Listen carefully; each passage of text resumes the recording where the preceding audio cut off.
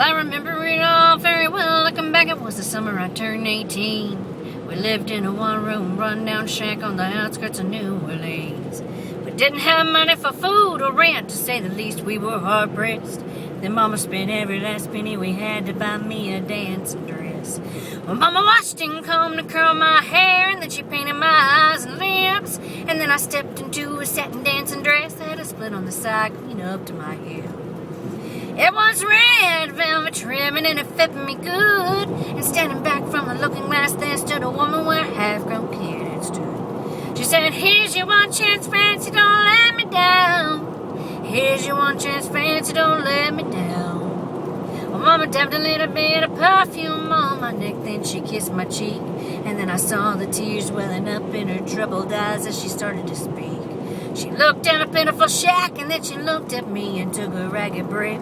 She said, "Your pa's running off, and I'm real sick, and the baby's gonna starve to death." She handed me a heart-shaped locket that said, "To thine own self be true." And I shivered as I watched a roach crawl across the toe of my high-heeled shoe. It sounded like somebody else that was talking, asking, "Mama, what do I do?" She said, "Just be nice to the gentleman, fancy. They'll be nice to you." She said, "Here's your one chance, fancy, don't let me down. Here's your one chance, fancy, don't let me down. Lord, forgive me for what I do, but if you want out, well, it's up to you. Now don't let me down. Now your mama's gonna move you uptown." Well, I guess she did.